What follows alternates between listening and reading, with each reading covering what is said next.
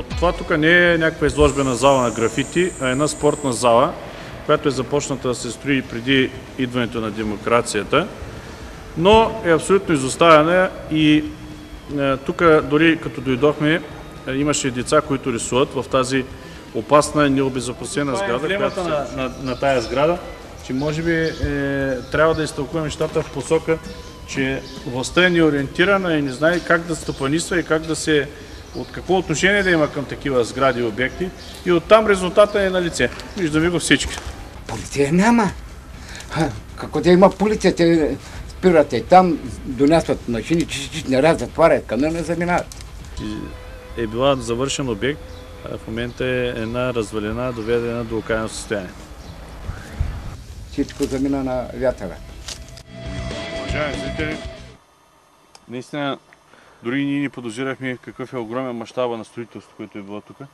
Сега така отляво надясно ще обходим докъдето има възможност. Но обекта наистина е с колосални размери. Тук става въпрос за милиони. Милиони и то много малко милиони евро. Това е безобразие. Това вече е много сериозно, бих казал, престъпление. Много сериозно престъпление. С особено големи мащаби. Погледнете. Така от високо може да направим един кръг, за да се убедим в мащабността на обекта, който за 20 години е оглозган, се едно, че пирани са го, образно казали, наяли. Всъщност, това, което твърдите, с което е ценно, бетона го правят на такива дребни парчета, за да се вземе армировката, да се продаде във вид на желязо на вторични суровини. Това е бил един голям телеогорителен комплекс, който нито е стопанисван, нито е продаден. Той струва, построяването му струва милиони евро. И сега може би са необходими около 5-6 милиона евро, доколкото знам, за построяване на подобна края ферма, телеогоително стопанство. Това са огромни средства, които сега трудно могат да бъдат акумулирани особено в условията на финансова криза. Но виждате в резултат на 20 години стопанисване какво е останало от това огромно стопанство.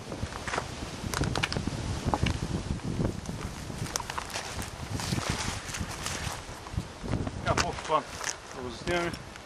То говори само за себе си, няма какво повече да се каже. Пътството е било сериозно. Дало е хляб на много хора. Но в днешно време се търсят пари, за да се строят такива обекти. Странно защо, след като такива съществуват, но просто не се използват, а се оставя на произвола на съдбата. Но се надяваме вече с новата власт нещата да придобият съвсем друг развой. И тези изоставени обекти, сградни фондове, където все още нещо може да се използва от тях, крайно време е да бъдат стопанисвани или продадени на частни лица, които да предприемат някаква бизнес инициатива и да има полза от всичко това, което е правено, а не да стои като някакъв паметник, грозен, отвращаващ паметник, който ни показва едно нихилистично отношение. Това е недопустимото в случая. Защото страната, освен материална, този въпрос, освен материална, има и морална страна. Защото така се възпитава менталитет, морал в един народ. Или да пази и да цени, или да разрушава и да граби.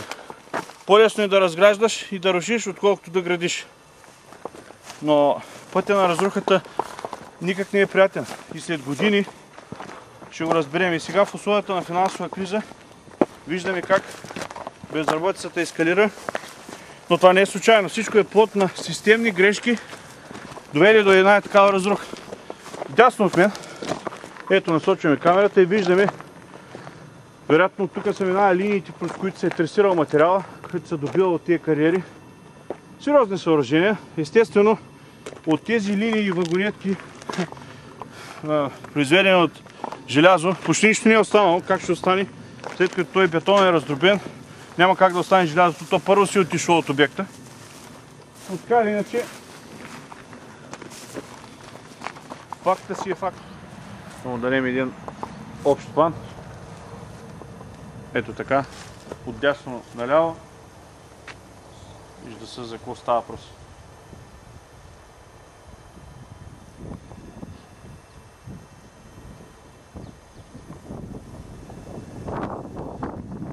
А иначе е едно прекрасно място, непосредствено до главния път за София, за столицата на България, което имало изградена инфраструктура.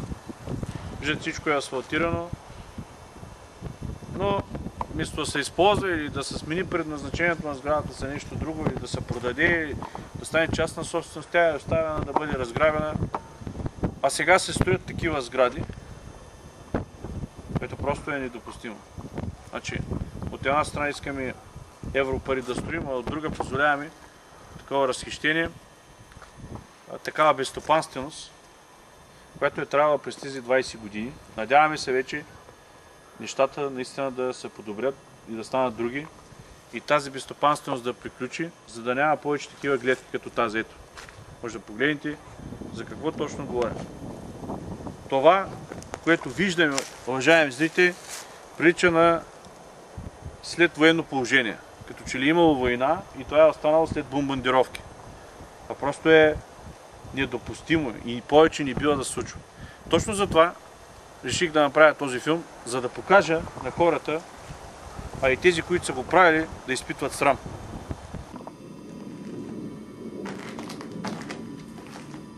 Тук виждаме, че бетона е направен на много ситни. Ето тук, само да помоля оператора да ме последва. Ето вижда се как бетона, тук пред мен, е направо надробен, все едно, че е смлян с някаква машина. Няколко камари има така. Ето там е още една. И за цялата работа, за да може да се извади желязото, ето за това става въпрос. Ето го. Ето. Е така го изчукват. Така се го, ето. Раздробяват го, за да могат да вземат ето това. Ето там може да покажем, има още една такава камарка на ситно разбит бетон. Тук друга. Въобще, още преди години бях провокиран от това как редица стопански, промишлени, както и обекти към Министерството на отбраната са изоставени на произвола на съдбата и се разрушават безстопанствени. Това ме накара да се замисля дали не трябва да направя един филм, който нарекох в последствие Разрухата на България, и да ви го представя за това как една безотговорна държавна политика може да нанесе вреди за милиони евро на държавата България в резултат на нестопанисването на инвестиции, правени в миналото, от данъците на нашите родители, баби, дядовци и въобще всички хора положили труд и усилия и дали живота си за построяването на България в изграждането и в много отношения. Първият обект, с който искам да ви запознаем, това е военно-полеви лагер Хан Аспарух, намиращ се в село Благоево, близост до град Разград. Виждате, уважаеми зрители, условията са трудни, но ние не се отказваме. Ето това тук са стъпалата. Тук беше асфалтова площадка. Виждаме, че сградата има силно строителство. Има абсолютно. Тук от нея са изчезнали прозорците, изчезнало е всичко, което може да се вземе.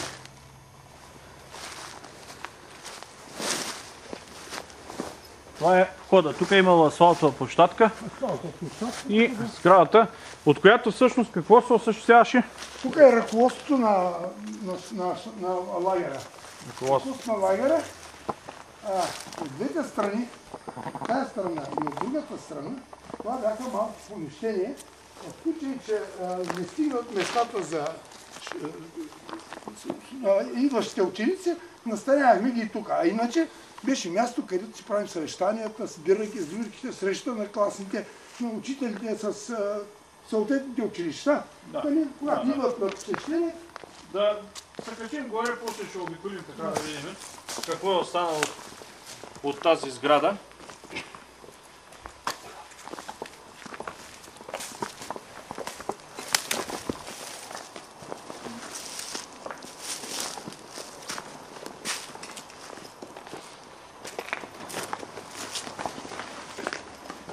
Това тук фоето ли беше? Това е фоето. Входното. Добре оборудвано, да.